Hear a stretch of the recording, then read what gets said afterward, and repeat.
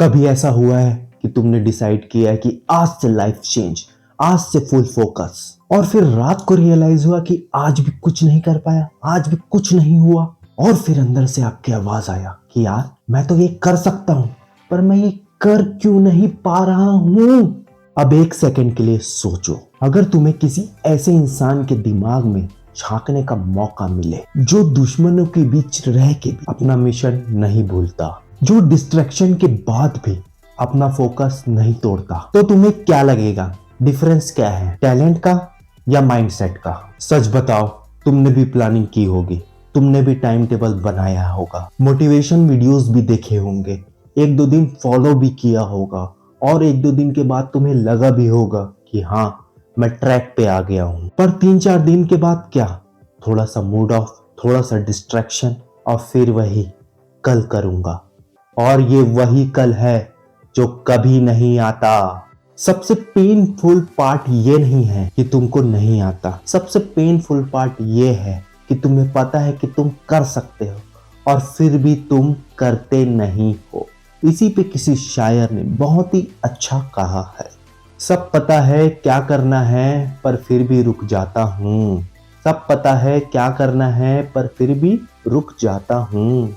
जीत मेरे सामने खड़ी है, जीत मेरे सामने खड़ी है, पर खुद से ही हार जाता हूँ, पर खुद से ही हार जाता हूँ। एग्जैक्टली यही डिफरेंस है एक नॉर्मल इंसान में और एक धुरंधर माइंडसेट वाले इंसान। चलो इसे रवि की स्टोरी से समझते हैं। रवि ने लास्ट ईयर धुरंधर मूवी देखी। रवि ने एक दिन पढ़ने से पहले एक कैरेक्टर के बारे में सोचा, हमजा अली मजारी। एक ऐसा इंसान जो एनिमी के बीच रहता हो, जहां हर एक सेकंड उसकी आइडेंटिटी एक्सपोज होने का खतरा बना रहता है, जहां हर एक छोटी सी गलती से भी उसकी लाइफ एंड हो सकती है, पर फिर भी वो काम रहता है, वो फोकस रहता है, अपना मिशन को नहीं भूलता है। रवि ने ऑब्जर्व किया और सोचा, जब एक इंसान इतनी डेंजरस सिचुएशन में भी अपने आप को काम कर सकता है, कंट्रोल करके अपना काम कर सकता है, तो मैं एक रूम में बैठ के 2 घंटे फोकस नहीं कर पा रहा हूँ। और वहीं से उसका फोकस शिफ्ट हुआ, उसने अपने टारगेट को ट्रैक पे ला लिया। उसने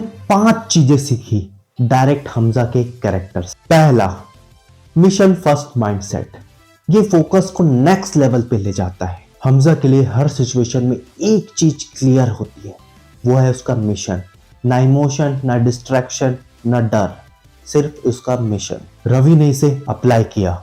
उसने खुद से पूछा, मेरा मिशन क्या है? सिर्फ पढ़ाई करना है ये तो नहीं। उसने क्लियर टारगेट बनाया कि आज ये चैप्टर फिनिश करना ही है। दूसरा पॉइंट, पेशेंस अंडर प्रेशर। सब्र जब सब कुछ तुम्हारे अगेंस्ट हो। हमजा जल्दी नहीं करता, वो वेट करता है परफेक्ट मोमेंट का। इवन प्रेशर में भी वो पैनिक नहीं होता।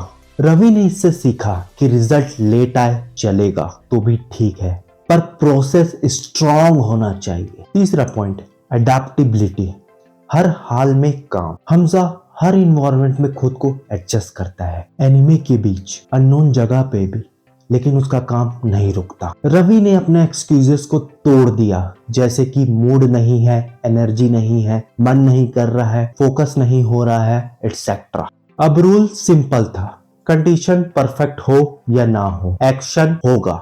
चौथा पॉइंट, इमोशनल कंट्रोल। फीलिंग्स को कंट्रोल करना है, दबाना नहीं। हमजा इमोशन फील करता है, पर उन्हें अपने डिसीजन पे हावी नहीं होने देता। रवि ने भी यही किया। स्ट्रेस आया तो थोड़ा सा ब्रेक लिया, पर क्वाइट नहीं किया। फियर आया तो इग्नोर नहीं किया, उसके बावजूद एक्शन लिया। पांचवा पॉइंट, डिसिप्लिन। वो रूटीन जो टूटेगा नहीं।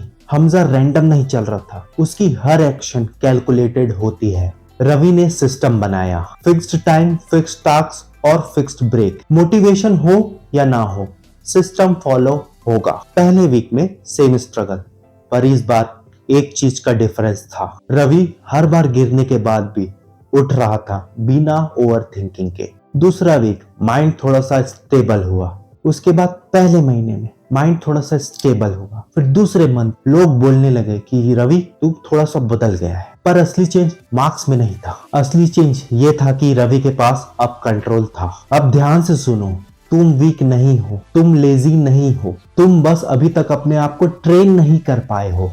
और ट्रेनिंग का मतलब क्या है? रोज थोड़ा अनकंफर्टेबल काम करना और अपने माइंड को प्रूफ करना कि मैं कंट्रोल में हूं।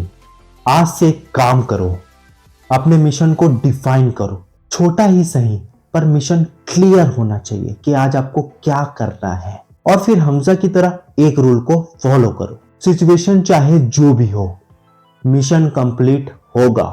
शुरू में तुम 100 बार फेल होगे, पर 101वीं बार तुम कर जाओगे। तुम रुकोगे नहीं, तुम फिर से उठोगे और उस दिन तुम्हें समझ आएगा कि धुरंधर बनने का मतलब पावरफुल होना नहीं, धुरंधर बनने का मतलब है खुद पे कंट्रोल पाना।